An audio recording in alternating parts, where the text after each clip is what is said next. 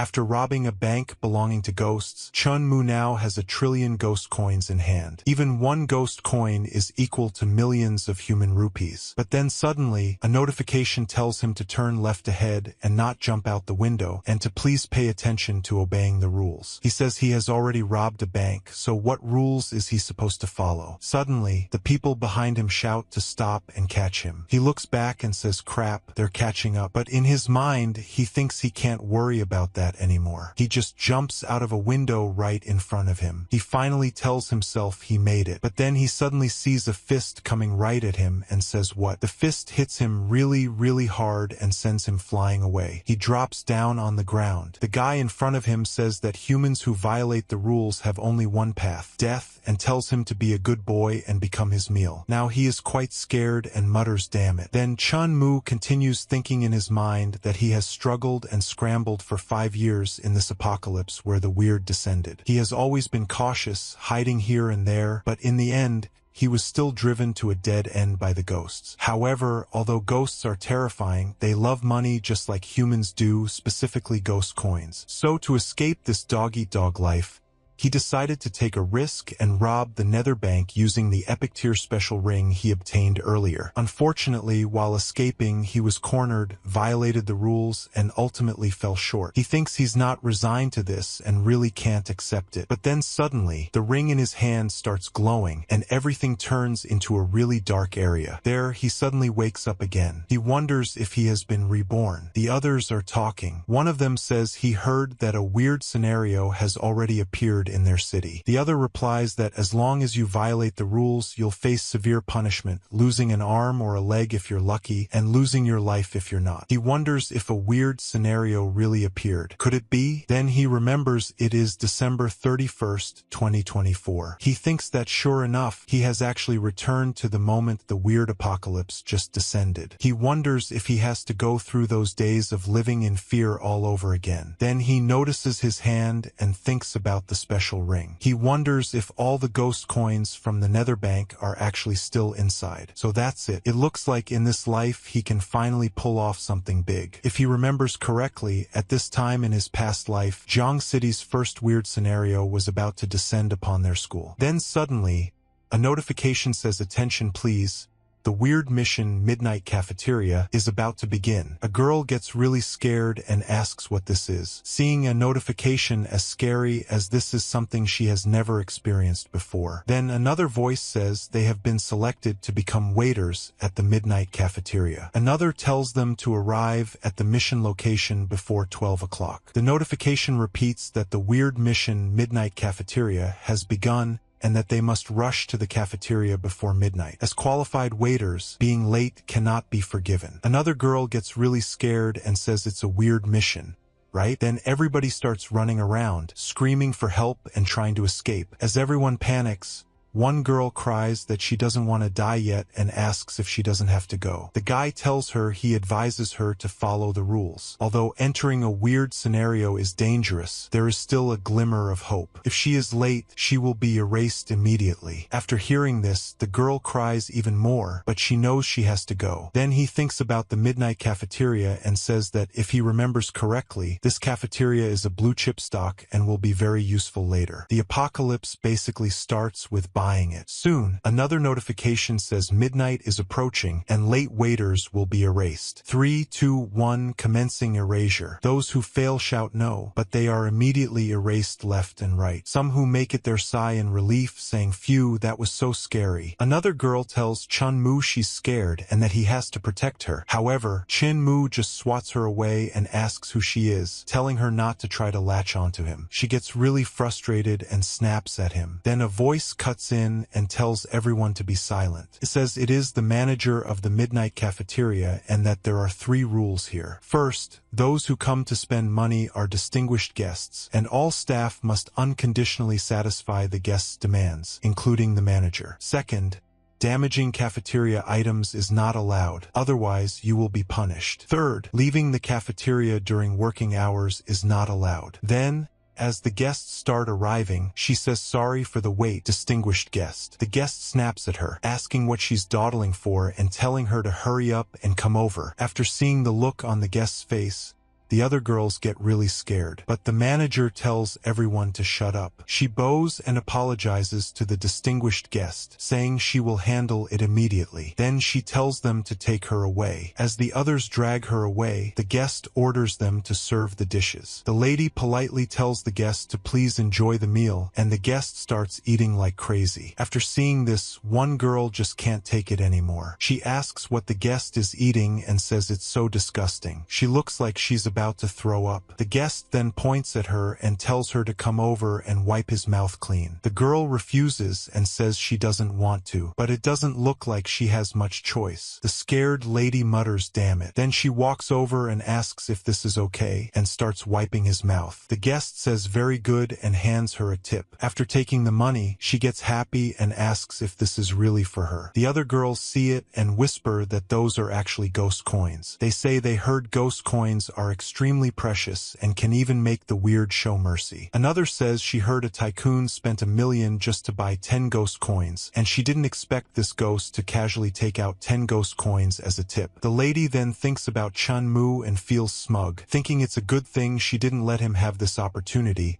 and that he must be dying of regret now. The guest says he's done eating and tells her to take the plate away. She immediately agrees and calls him distinguished guest again. However, as she is about to leave, she suddenly falls to the ground and the plate shatters. The distinguished guest doesn't like that at all. He mocks her for being clumsy and tells her to pay up. In reality, he was the one who stuck his leg out and tripped her on purpose. The lady angrily says he tripped her on purpose, but the manager grabs her and says that even if a customer makes things difficult, rules are rules. The lady panics and says she will pay and use the ghost coins to compensate for the plate. The manager asks if she is sure she wants to make compensation. She says she is sure. Chun-Mu watches and calls her foolish, saying she just gave up her last chance of survival and that it's impossible for her to leave alive. She snaps back at him, saying he's talking nonsense and that she already made compensation. The manager calmly explains that the price of one plate in this cafeteria is 20 ghost coins, and her money is not enough. The lady shouts that it's impossible, saying that money can be exchanged for 1 million outside.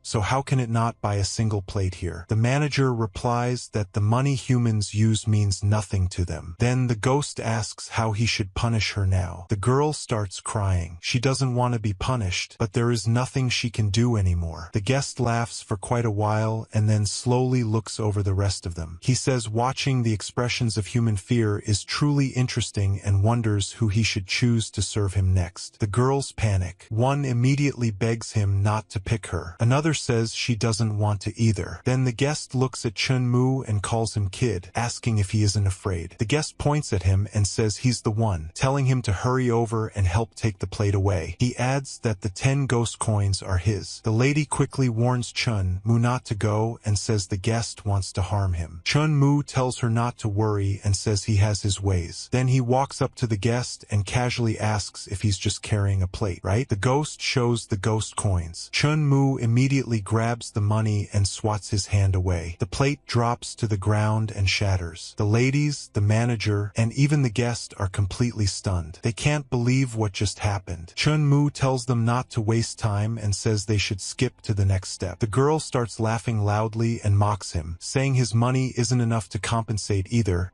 and that he should prepare to die. The manager storms over angrily and says he damaged an item, so he must either pay up or die. Chun-Mu calmly tells her not to rush and asks her to serve him a portion of peanuts for 10 ghost coins. He says he'll eat it right there. Then he shows the ghost coin to the manager. The manager asks what he means. Chun-Mu explains that the rules state that as long as someone spends money, they are a customer of the cafeteria, and all cafeteria staff cannot refuse a customer's requests. So he chooses to become a customer and demands to refuse compensation. Even the ghost guest is quite shocked after hearing all of this. Then the manager praises him, calling him a truly clever customer, and asks for his name. Chun-Mu modestly replies that she flatters him and introduces himself as Chun-Mu. The red-haired lady panics and shouts, asking what they're doing and telling them to hurry up and take him down since he also smashed a plate. The manager calmly explains that she still doesn't understand. Mr. Chunmu has already used the rules to find a way to clear the stage. The red-haired lady is completely shocked and asks what. She hurriedly says she wants to spend too and become a customer as well. But the manager reminds her that she already confirmed with her earlier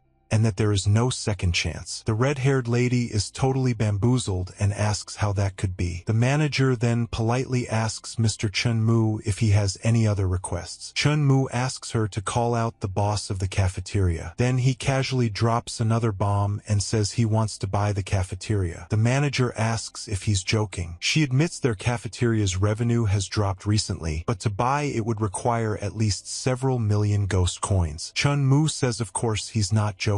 As long as she helps him find the boss, this will be her tip. He then shows a huge stack of ghost coin notes. The manager stutters in shock, counting 30,000 ghost coins. Even the guest is stunned and asks how much. The red-haired lady also can't believe it's 30,000. The manager, however, is overjoyed. She thinks that amount equals 2 years of her wages and realizes he's a hidden big shot. The red-haired girl gets furious and demands to know why. If he has so much money, he didn't help her earlier. Chunmu stands calmly and says he's not related to her in any way, so why should he pay for her mistakes? The manager politely asks Mr. Chunmu to wait a moment while she goes to call the boss. Chunmu says no problem and that he'll wait right there. Then the manager turns to the red-haired girl and says that since she violated the rules, she must accept the punishment. Then the red-haired lady breaks down crying, saying she was wrong and begging Chunmu to save her because she doesn't want to be taken away. But no one is there to save her. No matter how much she begs, it's useless. The manager just laughs, grabs her by the leg, and drags her out. The guest, who was acting arrogant earlier, immediately changes his attitude. He nervously calls Chunmu Big Brother and says he hopes he won't take what happened just now to heart, claiming he drank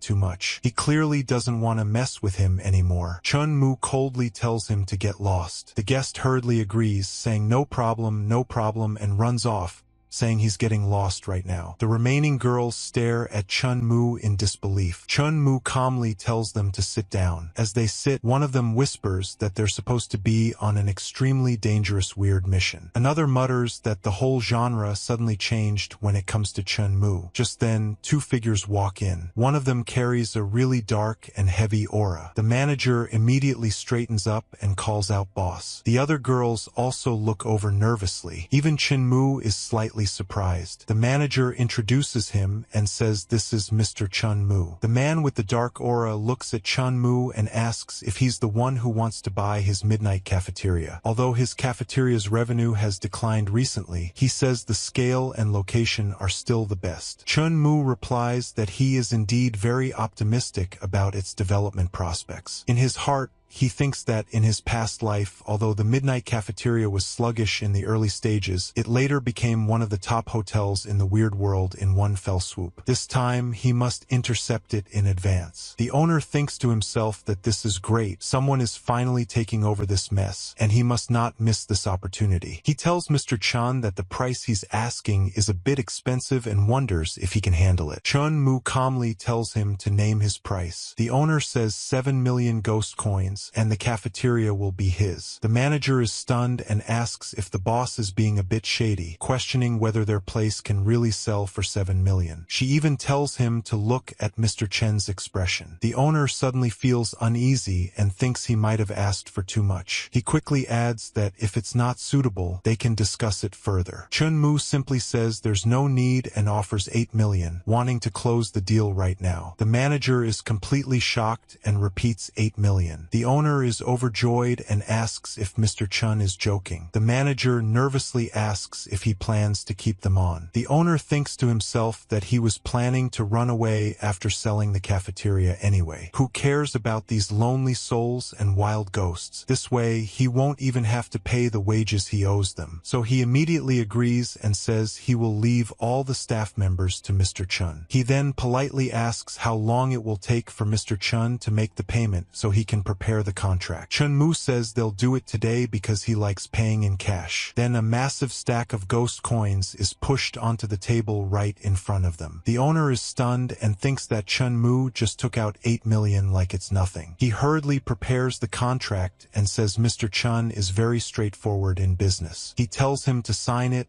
and the cafeteria will be his. Chun-Mu immediately signs. As he does, an aura begins to glow. The ghost tells him not to worry. It's the power of the rules. After signing the contract, he will officially be the boss of this cafeteria, and no one else can forcibly take it away from him, not even the former owner. Chun-Mu says he can feel it. In his heart, he thinks that this cafeteria, just like the spatial ring, has formed a connection with him. From today on, the rules of the cafeteria will be set by him. On the other side, the former owner keeps thinking about the 8 million ghost coins. He can't believe he not only sold that failing cafeteria, but also got rid of the troublesome staff without paying their wages. Meanwhile, Chun-Mu thinks that with 8 million, he has secured a weird scenario that will be worth tens of billions in the future. Both of them shake hands happily, each convinced they made a huge profit. The owner then leaves with a giant bag of ghost coins, saying there's no need to see him out, and wishing Mr. Chen a prosperous business before hurrying off. After he leaves, Chun-Mu turns to the staff manager and says that now he is the boss of the cafeteria and wants to modify the rules. The manager immediately agrees, saying no problem since he's the boss and can change them however he likes. As the clock shows 12:29, Chun-Mu announces that he stipulates this weird mission will end at 12:30. The manager agrees without hesitation. Chun-Mu then tells the girls they can go back safely now. They are overjoyed and thank him repeatedly. One says that if it weren't for him, they definitely wouldn't have been able to leave alive. Chun-Mu then tells the manager to gather all the staff because he wants to hold a meeting in 10 minutes. The manager replies, "Okay, boss." 10 minutes later, all the staff members are assembled. Chun-Mu introduces himself and tells them their previous boss sold both them and the cafeteria to him. From today on, he is the new person in charge. Some of the staff think to themselves that it's all the same no matter who the boss is, since they're just beasts of burden anyway. Chun-Mu then says he knows the previous boss owes them half a year's wages, but he is different. He promises to pay all their back wages and tells manager Lee to distribute them shortly. He reveals a massive pile of ghost coins. The staff's eyes light up. One excitedly points out how many ghost coins there are. Another tells him to stop shouting because he isn't blind. Someone estimates there are at least hundreds of thousands. Chun-Mu adds that as long as they continue working for him, he guarantees their wages will be paid on time every month from now on. The entire staff bursts into cheers. One says that's great. Another happily says he can finally save money to get a wife. Someone else even calls him their god. Chun-Mu quietly thinks that such a small amount of money in exchange for the staff's immense gratitude is totally worth it, and he really has to thank the previous boss for setting this up for him. As Chun-Mu leaves, all the staff see him off, telling him to take care, boss. He thinks to himself that even though taking down the midnight cafeteria gave him a boost from the power of the scenario, his current strength is only at the ghost soldier tier at best. If he encounters a higher level weird, he still won't be able to escape being taken down. He realizes he needs to get himself some life-saving equipment. As he walks further, he suddenly sees a car zoom past him. He finds it strange that there's still a taxi this late at night. He gets in and tells the driver to go to Wangjiang community. The driver is actually a ghost. After hearing the destination, he slams his foot on the pedal and speeds off. Inside the car, Chun-Mu starts thinking. Even though there are few cars at night, the speed feels a bit exaggerated. He also notices a faint smell of blood in the car. Then he spots a bloody handprint. He immediately realizes there's definitely something wrong with this taxi. As he carefully observes his surroundings, he concludes that he has stumbled into another mobile weird scenario, the Nether Taxi. In the weird apocalypse, humans have to face three major threats. The first is weird missions like the Midnight Cafeteria. The unlucky ones who are chosen must find a way to survive and complete the mission. The second is malicious ghosts disguised as ordinary people. They lure unsuspecting humans into weird scenarios. The third is even harder to guard against. You don't even realize you've entered a weird scenario, and by the time you do, it's basically too late. Fortunately, in his past life, Chun-Mu heard about the rules of the Nether Taxi. As long as you have enough ghost coins to pay the fare, you can leave safely. He also remembers that if you don't have money, you must jump out of the car before it accelerates to escape. If you're both stupid and poor and accidentally take the nether taxi, you'll just end up as food for the ghost. However, the rougher the storm, the more valuable the reward. The nether taxi is extremely fast and a very efficient means of transport. Plus, while passengers are inside, they are immune to harm from other ghosts. When they finally reach the destination, the ghost driver slowly turns around and tells Chun-Mu that the fare is 10,000 ghost coins and that he should pay up now. Chun-Mu says 10,000 is way too expensive. The ghost coldly replies that if he doesn't have the money, then he shouldn't blame him for getting nasty. Chun-Mu casually praises him, saying he can drive that fast without even using his eyes and is truly worthy of being a veteran driver. The ghost snaps at him to cut the crap and says that if he can't pay the fare, he should prepare to die. Chun-Mu calmly asks who said he can't pay. He then pulls out a bundle of ghost coins and tells the driver that he dares to give it, but asks if the ghost dares to take it. The ghost is immediately flustered. He didn't expect this kid to actually have 10,000 ghost coins. The rules of the nether taxi clearly state that as long as the passenger pays the fare, they can get off safely. Chun-Mu then exposes him, saying he deliberately used his body to block the taxi meter so he couldn't see the real fare, and quoted a sky-high price to scare him. He was certain Chun-Mu wouldn't have that many ghost coins, so he could justifiably kill him. The ghost starts wondering what kind of background this kid has. The apocalypse only started a month ago, yet he knows the scenario rules like the back of his hand. Chun-Mu presses further and says he didn't expect the ghost to be so black-hearted. It's clearly only 10 ghost coins, yet he dared to ask for 10,000. The ghost tells him to just pay and leave and to stop the chatter. Chun-Mu tells him not to rush and asks if he's tempted by these ghost coins. He asks if he wants them. The ghost cautiously asks what he means. Chun-Mu says of course he can give them to him. He even takes out another 10,000 ghost coins and casually stacks them together, saying he'll add another 10,000. The ghost stares at the pile of 20,000 ghost coins, both wary and tempted. Chun-Mu then tells him that as long as he agrees to one condition, these 20,000 ghost coins are all his, and there will be more every month from now on. The ghost narrows his eyes and asks what condition. Chun-Mu tells him to be his exclusive driver, the kind who's on call anytime. If he performs well, there will be extra bonuses. The ghost is stunned. He thinks about how he works himself to death driving a taxi for only 3,000 a month, while this guy casually waves his hand and offers 20,000. Then Chun-Mu takes out even more ghost coins. Seeing that pile of money, the ghost's hesitation instantly disappears. He introduces himself as Van Chosher and agrees on the spot. From now on, he is Chun-Mu's exclusive driver. Chun-Mu tells him to sign the contract and says that starting tomorrow, he officially works for him. The ghost immediately produces a phone and a contract. He respectfully tells Boss Chun to take the phone and explains that as long as he calls, he guarantees he will appear within 5 minutes. In his heart, the ghost thinks that since Chun-Mu spends so lavishly, he must serve him well and absolutely cannot let this golden opportunity slip away. Chun-Mu nods and tells him to come pick him up at 10 o'clock tomorrow morning at a specific location. After that, Chun-Mu sighs. Even with the cafeteria under his control, his current strength still isn't enough to handle weird scenarios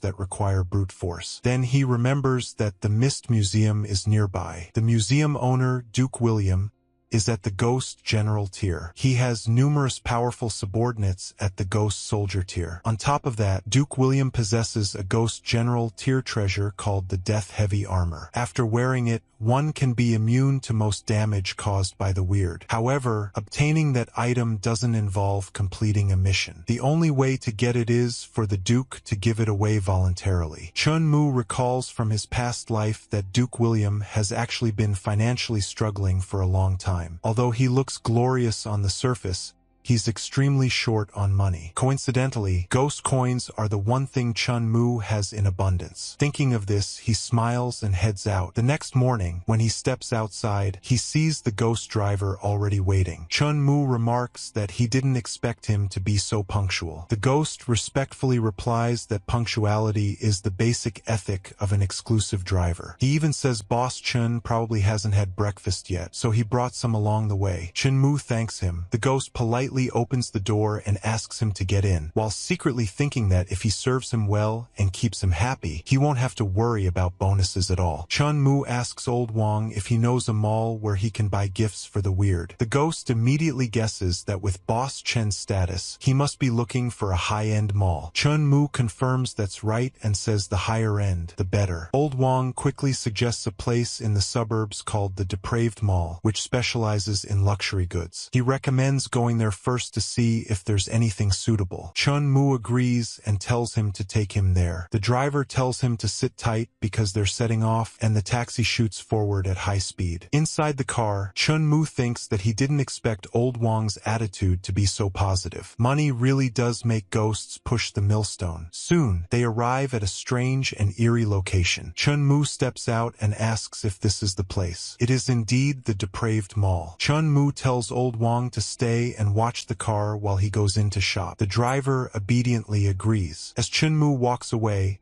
Old Wang thinks to himself that Boss Chen is truly meticulous. Once he leaves the nether taxi, he's only at the ghost soldier tier at best. If they encounter robbers, he's basically useless. But if he drives the car to rescue Boss Chen, the boss will gain the nether taxi's invincibility effect. No matter how strong the enemy is, they won't be able to harm him. The driver inwardly praises the plan as brilliant. Inside the mall, Chun Mu immediately feels a chill. It's clearly the peak of summer outside, yet the temperature inside has dropped to freezing. He realizes this is definitely another weird scenario. As he walks deeper inside, a staff member approaches and greets him warmly, asking what he would like to buy. Chun Mu asks if this is the Depraved Mall. The woman confirms it is. Then she coldly warns him not to think about running away. As long as he spends money here, he can leave safely. She even reaches out and grabs him, making it clear he's already inside the rules of this place. Chun Mu calmly says that these must be the mall's rules. The lady confirms and urges him to spend quickly. Chun Mu tells her to stop playing tricks. If he's not mistaken, even if he doesn't buy anything, he can still leave safely. She freezes and asks how he knows. Chun Mu explains that he has seen plenty of scenarios like this before. The rule says that as long as you buy something, you can leave the mall. That's actually a misdirection. People who stumble in for the first time panic and bite the bullet, choosing a product because they want to escape as soon as possible. But in the end, they violate the rules because they don't have enough ghost coins to pay. Finally, they can only leave their lives behind. Breaking the deadlock is simple. The rule says you can leave after spending, but it never says you can't leave if you don't spend. Even if he turns around and walks out right now, there's nothing they can do to him. The lady is visibly shocked at how clearly he understands everything. She admits he is very smart and says many people have fallen into the trap of the rules. Since he has already found the path of survival, he should leave quickly. She promises she won't stop him, but Chun Mu asks why he should leave. He says he came here to spend. The lady is stunned and asks if he's serious. Chun Mu confirms and tells her to take him to the most high-class counter. She warns him not to seek death. The cheapest items in the mall cost over 10,000 ghost coins. She questions whether he can really afford it. Chun Mu slowly pulls out a massive bundle of ghost coins and casually asks what she just said, claiming the wind was too loud and he didn't hear clearly. Her attitude changes instantly. She respectfully says she will take him to the 6th floor right away, since only the luxury goods there are worthy of his distinguished status. Chun Mu nods approvingly and tells her to consider 20,000 ghost coins as a tip for entertaining him. He says he's in a hurry and tells her to lead the way. The lady carefully guides him by the shoulder and respectfully invites him upstairs. When they arrive at the 6th floor, she proudly introduces it, saying this floor gathers all the luxury brands in the ghost world, and he may choose to his heart's content. Chun Mu slowly looks around, observing the displays one by one. Chun Mu thinks that if he wants to move the Duke, he has to cater to his tastes. He recalls that aristocratic homes usually have wine cabinets. In his past life, one of Duke William's wishes was to collect high-end red wine. He walks up to a counter. The lady there politely asks what kind of wine he would like to buy and explains that all their products are custom-made according to Ghost's favorite tastes. In her heart, she sneers, thinking that if he can't afford it like those reckless youths before him, he will just become her dinner. Chun Mu glances at the selection and calmly orders 100 bottles bottles of their most expensive red wine. He adds that the packaging must be the most luxurious. The lady is stunned. Inwardly, she mocks him, thinking he must be another idiot planning to pay with human currency. She wonders how long he can keep pretending. Soon, she brings out a large number of beautifully packaged bottles and places them in front of him. She tells him everything is ready and that the total comes to 23 million. If he doesn't have the money, he can leave his head behind to offset the debt. Chun-Mu tells her not to scare him and says he can afford this small amount. He casually reveals a massive bundle of money. The lady, still smug and not even looking properly, reminds him that they only accept ghost coins. For 23 million, payment must be in ghost coins. Chun-Mu calmly asks what she thinks he is holding. When she finally opens her eyes and takes a closer look, she is completely stunned. She cannot believe it. The apocalypse has only lasted 1 month. How could he possibly have so many ghost coins? Chun-Mu asks if she has confirmed the amount. The lady nervously says that for such a huge transaction, the manager must personally be present. She asks him to wait a moment. Chun-Mu urges her to hurry because he has other matters to attend to. She rushes upstairs and reports to the manager that a customer downstairs just bought 100 bottles of high-end red wine in a single purchase. The manager's son, Kian, who manages the depraved mall, skeptically asks if she has mistaken one of those fools waving human currency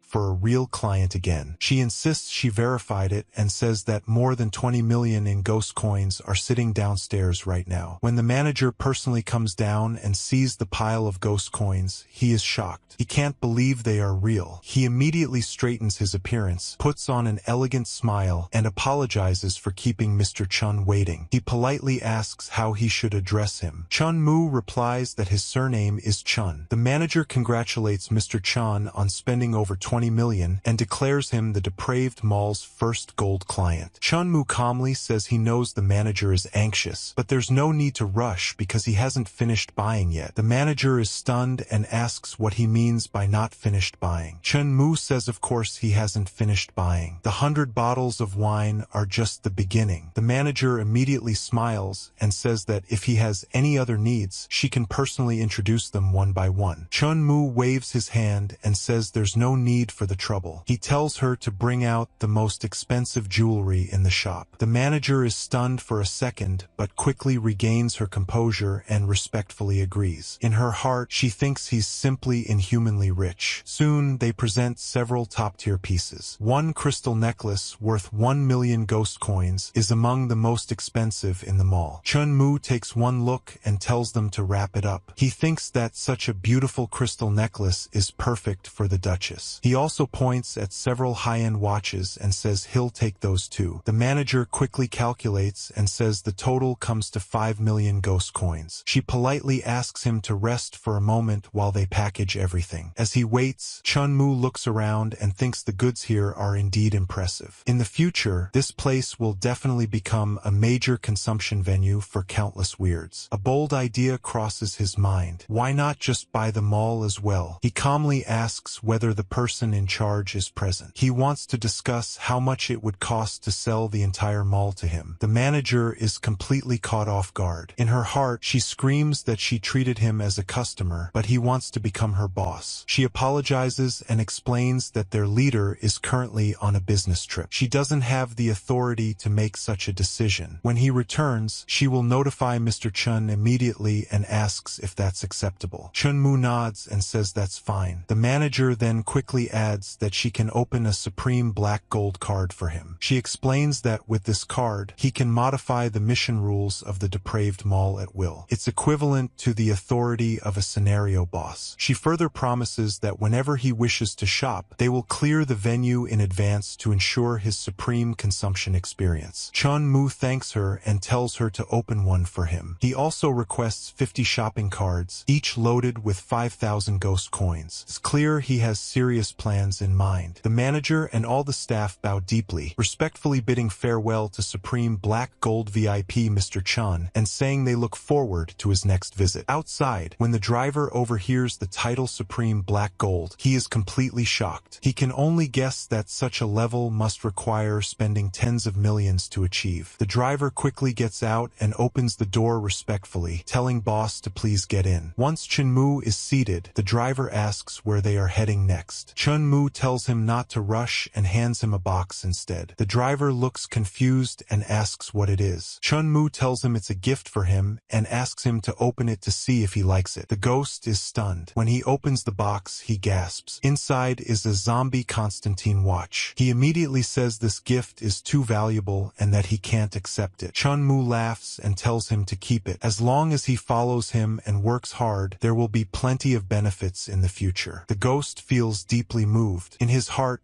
he compares Chunmu to his previous employers, who only exploited him and treated him like a beast of burden. Boss Chin, on the other hand, is generous and kind. He silently swears to follow Chunmu's lead in everything from now on. Chunmu tells him not to get too emotional and asks him to drive to the Mist Museum. The driver instantly agrees and steps on the accelerator. The nether taxi speeds off once again. As the car races through the road, Chunmu thinks about all the preparations he has made. This time, he must secure the death-heavy armor no matter what. Soon, the driver announces that they have arrived. Chunmu gets out and tells him to find a place nearby to rest. He will call him when he's done. The ghost driver nods and says no problem. Chunmu walks toward the entrance of the Mist Museum. A few other people are already gathered there. One of them notices him and says another one has arrived. Another asks if he also received the mission notification. Someone else suggests that he should cooperate with them, saying that having one more person means a higher chance of survival. Chunmu simply says he's not interested. In his heart, he thinks that betrayal and treachery are common in the apocalypse. If you team up with random people, you might not even know how you died. His indifference irritates the others. One of them mutters that the kid is a bit too arrogant. Another scoffs that he's acting cool at a time like this and says that without brothers to help him out, the only ending waiting for him is a dead end. The tension in the air thickens. Meanwhile, a frightened woman clings to a chubby man beside her and says this weird mission is too scary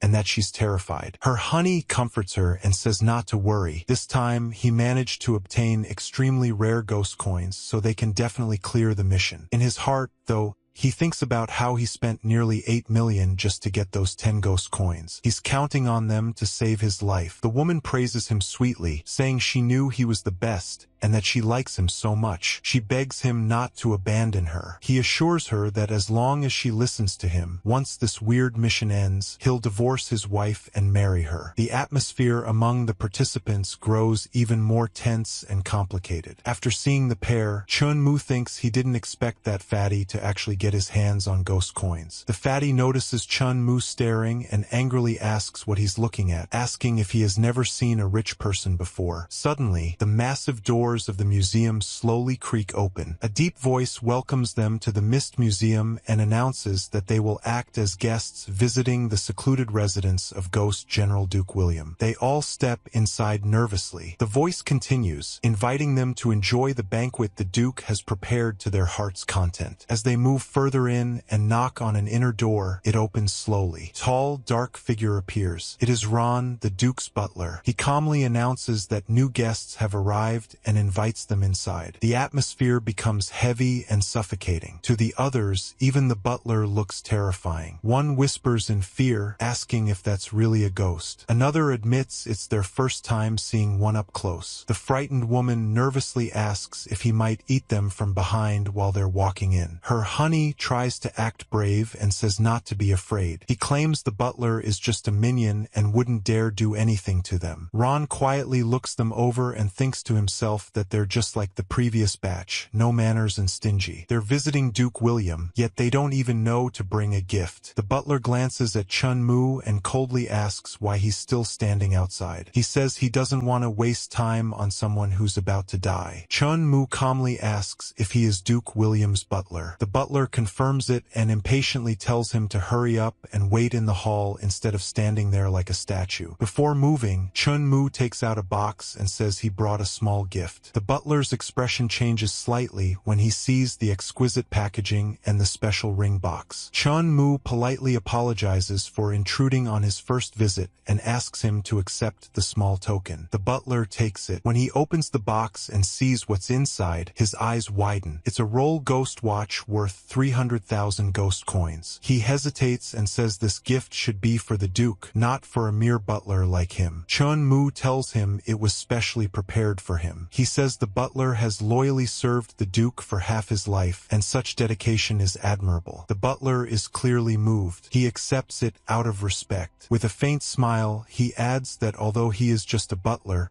he still holds some authority here. As long as Chun-Moo behaves as a proper guest, he can ensure he leaves the Mist Museum unscathed. Chun-Moo politely thanks him while inwardly celebrating. Spending around 100,000 ghost coins in exchange for a life-saving charm is more than worth it. The butler then casually asks whether the group that entered earlier are Chun-Moo's friends and whether they need special care. Chun-Moo immediately says he doesn't know them. The butler nods in understanding and explains that there is still some time before the Duke's banquet. To pass the time, there will be a small game. He asks everyone to move to the hall and rest. The atmosphere grows even heavier. The frightened woman clings tighter to her honey, saying she's scared and begging him not to leave her side. Her honey notices how friendly the butler is toward Chun-Moo and mutters in shock about how that kid managed to get on such good terms. The butler even personally serves Chun-Moo tea and invites him to drink. Chun-Moo calmly thanks him. The men who were mocking him earlier grow resentful. One of them says no wonder he acted so aloof. He already found a way in. Another suggests they need to rope him in. Even if he has no real skills, he could at least block a knife for them. The butler claps his hands to get everyone's attention. He announces that while the banquet is still being prepared, Lord Duke has arranged a game of hide and seek. Chun-Moo quietly mutters that it's finally here. The butler begins explaining the rules. Rule 1. The game lasts 2 hours. During this time,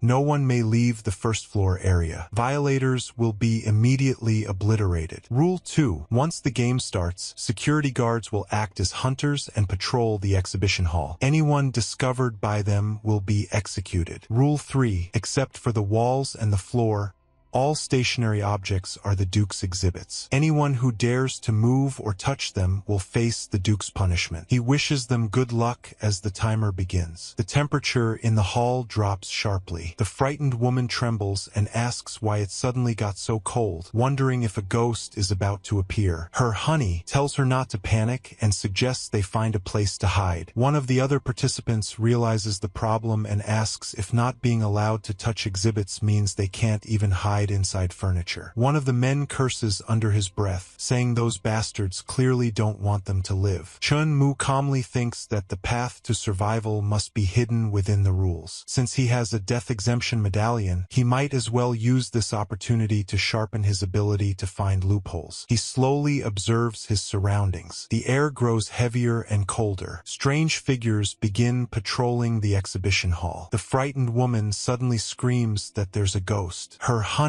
instantly slaps her and hisses at her to shut up. He scolds her for yelling so loudly and asks if she wants to be discovered. One of the weird hunters hears the noise and slowly approaches their direction, scanning the area. The woman trembles and silently begs not to be found, but it's too late. The hunter suddenly locks onto them and shouts that he found outsiders. The honey panics and screams. Without hesitation, he shoves the woman toward the hunter and tells her to hold it off for him. She cries and begs him not to leave her behind, but he's already sprinting away. A moment later, she realizes the ghost didn't immediately kill her. Elsewhere, more hunters corner the other participants. One of the men shouts that it's over because they've been spotted. Another quickly whispers a plan, saying one of them should stall the ghost while he circles around for a sneak attack. The first man agrees. He bravely rushes forward, grabs the ghost's hands, and shouts for his friend to hit it from behind with a stick. But the The ghost coldly informs him that his partner ran away a long time ago. The man screams Jiao Xiang's name, accusing him of betrayal. In the distance, Jiao Xiang is already fleeing, muttering that he survived this long by being ungrateful and selling out his brothers. Back near the center of the hall, Chun Mu keeps analyzing. Exhibits cannot be touched. Objects that cannot move are protected. Suddenly, it clicks. The path to survival is hidden within that rule. He glances at a nearby hunter approaching him. The ghost points at him and declares that he's found him, telling him to stop struggling and die quietly. Chun Mu calmly gestures for the ghost to come closer. The hunter warns him that if he doesn't run,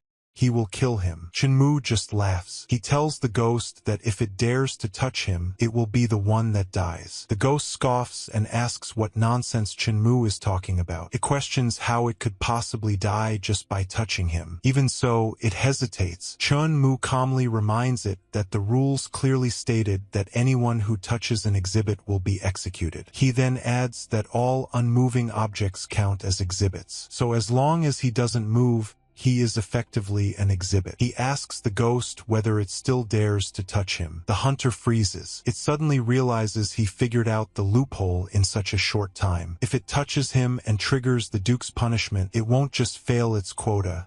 It might be obliterated. Cursing under its breath, it decides not to risk it and turns away to hunt easier prey. Chun Mu exhales softly and thinks he guessed correctly. Just then, a hand gently taps his shoulder. He stiffens for a split second. A polite voice informs him that his tea is ready. Chun Mu nearly jumps, thinking for a moment that his judgment was wrong. The servant explains that it's cold and damp in the exhibition hall. Lord Butler was worried he might feel chilly, so he specifically sent a cup of hot tea to warm him up. Chun Mu nods, accepts the cup, and asks the servant to thank Lord Butler for him. The servant adds that Lord Butler also instructed that if he gets bored, he may quit the game at any time. Across the hall, the frightened woman watches everything in disbelief. She didn't expect that aloof kid to be so formidable. In her heart, she thinks that if she can latch onto him, she'll definitely make it out alive. Without hesitation, she rushes toward Chun Mu and clings to him, calling him handsome and saying she's scared, begging him to protect her. Chun Mu tells her that instead of sucking up to him, she should go find that fat guy. The woman pleads with him not to be so heartless and says she can do anything. Chun Mu coldly advises her to hurry and find a safe corner to hide in. He says he doesn't want his clothes splattered with her blood. As they argue, another participant watches from afar. He thinks bitterly that he had to risk his life and betray his own brother just to barely survive. Yet this guy can stand there leisurely while a woman throws herself at him. Jealousy twists inside him. He walks over with a fake smile and calls Chun Mu brother. He says he can see he's quite capable and suggests the two of them team up. He claims he's the type who values loyalty the most. Chun Mu casually suggests that he should team up with the woman instead so they can keep each other warm. The man turns to the woman and says that since Chun Mu looks down on them, she should come with him. Even if the sky falls, he'll hold it up for her. The woman hesitates. She's frustrated that Chun Mu seems determined not to help her. In the end, she decides to trust the other man this one time. Just then, the atmosphere grows colder again. Heavy footsteps echo through the hall. Someone whispers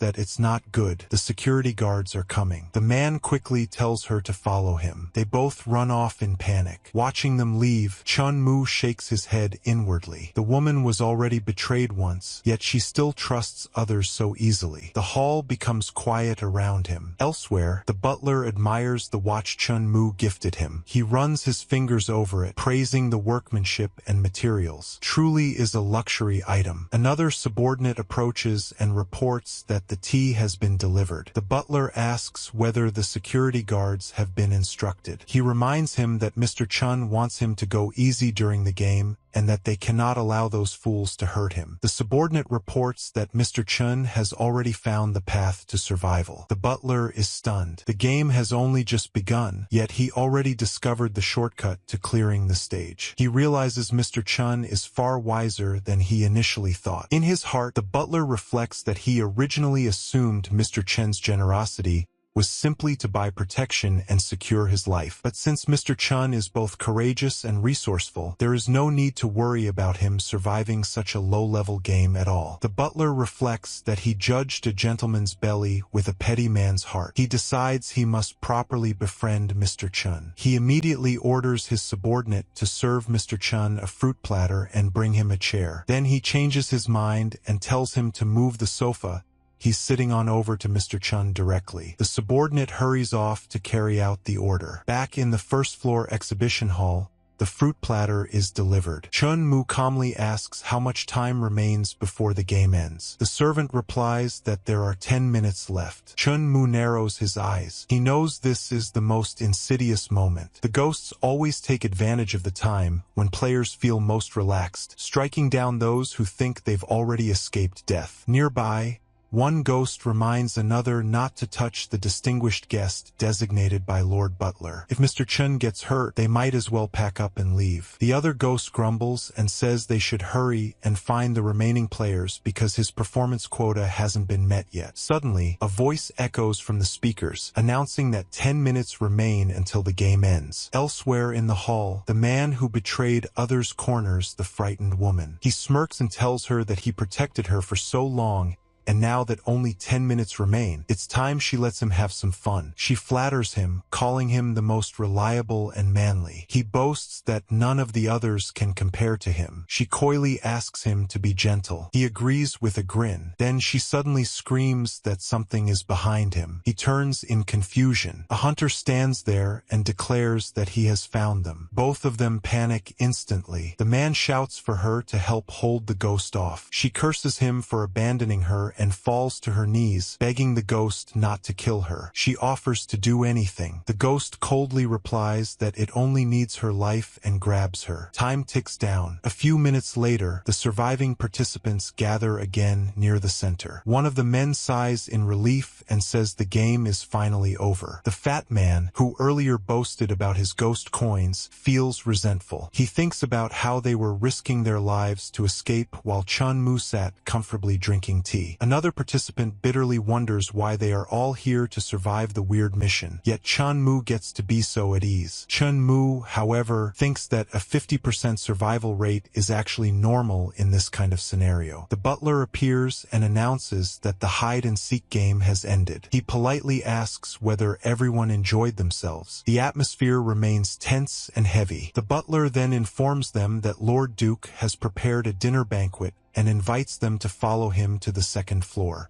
Chun Mu is thinking the exact same thing. This is the key stage. As long as he raises the Duke's favorability high enough, securing the death-heavy armor will no longer be a problem. Soon, they arrive at the banquet hall. The butler announces that there are only 2 rules for the dinner. First, they must absolutely not behave rudely toward Duke William or Madame Emily. Second, they must finish all the food assigned to them by Duke William. Otherwise, there will be punishment. The butler then announces that Mr. Chen's seat is to the right of Duke William. Chun Mu politely thanks him. Everyone else sits down nervously, their hearts pounding. The butler declares that since everyone is seated, the dinner will now formally begin. The grand doors open. Duke William enters with Madame Emily at his side. They take their seats at the head of the table. With a light flick of his hand, the Duke orders the servants to serve food to the distinguished guests. Dishes are brought out one after another. However, the food looks grotesque and smells even worse. One young man mutters that this isn't something humans can eat at all. Even the fat honey struggles to endure the stench. He wonders what the hell this stuff even is. The Duke smiles faintly and says that to show his sincerity, he will personally distribute the dishes. Before he can proceed, Chun Mu stands up slightly and apologizes for the intrusion. He says he has prepared a small gift and would like to present it before dinner begins. The Duke is mildly surprised. He thinks that among so many people, there is finally one sensible guest. As the gift is brought forward, he notices the special ring box and grows curious. 2 boxes are placed in front of the Duke and Madame Emily. Chun Mu respectfully invites Duke William and Madame Emily to open them. At first glance, the boxes look ordinary. The Duke assumes it won't be anything anything valuable and internally criticizes humans for lacking tact. But the moment he opens the box, a radiant glow shines out. He is stunned. Inside lies the limited edition zombie Danton watch. Madame Emily opens hers and gasps in delight. It's the crystal necklace from the depraved mall, the very one she couldn't bear to buy for herself. Chun Mu humbly asks the Duke and Madame to do him the honor of accepting these small gifts. The Duke,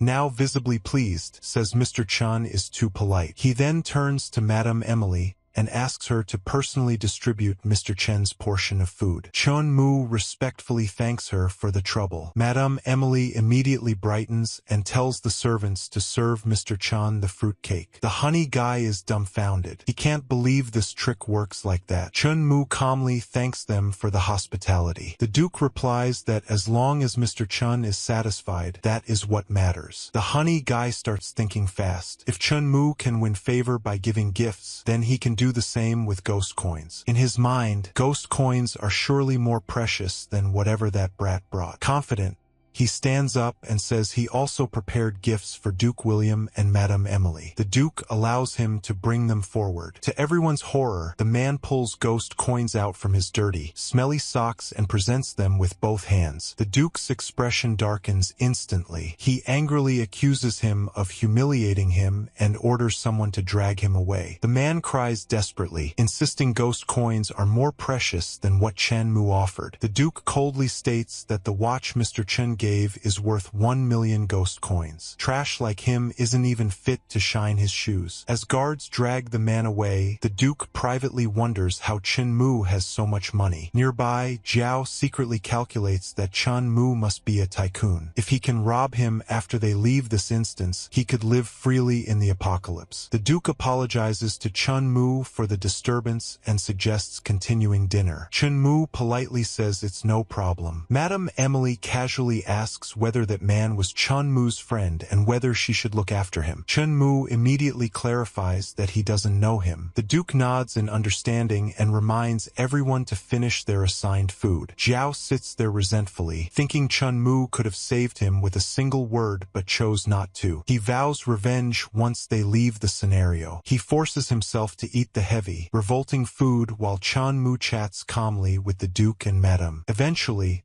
the butler announces that the mission has ended and the surviving guests may leave. Chun Mu stands and thanks Duke William and Madame Emily for their warm hospitality. As he prepares to leave, the Duke quietly mentions that the man earlier seemed hostile toward him. He offers to arrange for someone to dispose of him. Chun Mu thanks the Duke for his kindness but says there's no need. His subordinates are already waiting outside to handle it. The Duke is surprised. He didn't expect Mr. Chun to already have subordinates. Inwardly, he decides it's time to deepen this relationship. He tells Chun Mu that he possesses a ghost general tier treasure and would like his help in appraising it. He wonders whether Mr. Chun has the time. Chun Mu replies that being able to see a ghost general tier treasure would be his honor. In his heart, he thinks he has waited long enough. The Duke has finally taken the bait. The Duke then invites Mr. Chun to follow him. Outside the Mist Museum Manor Gate, Zhao waits impatiently. He frowns, wondering why the doors are still closed and why he hasn't seen that brat come out yet. Suddenly, his stomach twists painfully. He curses under his breath, saying his stomach hurts so badly that he'd better go buy some medicine first. Just then, he notices a car parked nearby. He laughs and says luck really is on his side. In a place like this, there's actually a taxi. He quickly gets in and tells the driver to take him to the nearest hospital and drive fast. The driver calmly replies that he understands. While clutching his stomach, Zhao grits his teeth and mutters that once he takes his medicine, he'll come back and slaughter that brat. The driver slowly turns his head and asks if the person he wants to slaughter is Mr. Chun. Zhao freezes. He stammers that the driver is a ghost. The driver's expression turns cold. He says he only wants to confirm one thing and asks him again to answer the question. Desperate, Zhao blurts out that there must be some mistake. Mr. Chun has a lot of ghost coins. As long as the driver doesn't kill him after robbing Chen Mu, they can split the ghost coins. The driver's face darkens. He asks if Zhao Zeo truly intends to make a move against his boss and whether he thinks he would let him off. Without hesitation, the driver slams his foot on the accelerator. Zeo panics. He suddenly realizes that Brat actually hired a ghost as his bodyguard. He desperately tries to open the car door and shouts that he wants to get off. The driver's eyes glow faintly. A cold voice echoes that he provoked someone he shouldn't have and should be more careful in his next life. Moments later, Zeo's screams fade into silence. Back inside Duke William's study, the Duke politely invites Mr. Chun in. Chun Mu immediately notices the large wine cabinet on the wall is completely empty. He smiles inwardly. It seems his guess was correct. He casually remarks that surely Lord Duke is also a lover of wine. It's a pity for such a grand wine cabinet to remain empty. The Duke sighs and explains that although he was once titled Duke for his meritorious service in the Ghost World War, he has long since fallen into decline. Chun Mu nods respectfully and says he admires the Duke's character. As a small token of respect, he specially prepared some red wine in advance. With a wave of his hand, bottles of exquisite red wine are presented and carefully arranged into the cabinet. The once empty shelves are quickly filled. The Duke stares in disbelief. He lifts a bottle, inhales the aroma, and exclaims that it is truly good wine, excellent wine. The Duke holds the wine bottle with trembling hands. In his heart, he can't believe that a famous wine worth millions of ghost coins was given to him purely out of respect for his character. His eyes grow moist. He declares that he is determined to make friends with Mr. Chun today. He says he also has a gift and asks Mr. Chun to wait a moment. Chun Mu immediately realizes the timing is perfect. The favorability has reached its peak. Soon,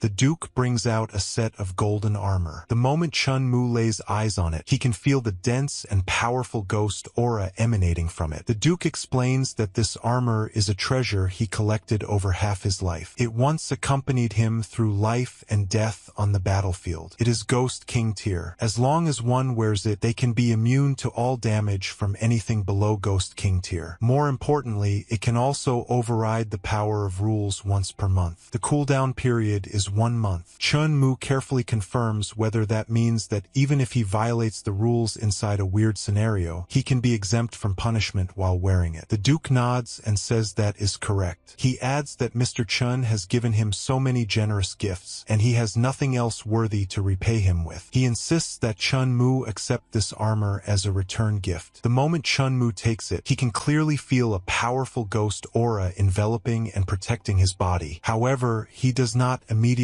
accept it for free. He respectfully says the armor is far too precious to take without compensation. He then places 10 million ghost coins in front of the Duke and says to consider it a purchase. The Duke is stunned speechless at the sight of 10 million ghost coins. In his heart, he admires Chun Mu even more. Not greedy for petty gains and unwilling to let a friend suffer losses, Mr. Chun truly has noble character. Moved, the Duke takes out a personal token and gives it to Chun Mu as a symbol of their friendship. He says that if Mr. Chun ever encounters danger, he can use this token to summon him, and he will immediately appear at his side. Chun Mu accepts the token, realizing this is an unexpected bonus. With both the Ghost King tier armor and the Duke's summoning token, his safety has increased dramatically. He thinks that if he ever encounters a situation that can't be resolved with ghost coins, he can simply summon the Duke to handle it. Then Chun Mu frankly says he plans to purchase a few more weird scenarios to stabilize his assets, but he doesn't know where to begin. He respectfully asks whether Lord Duke has any brilliant suggestions.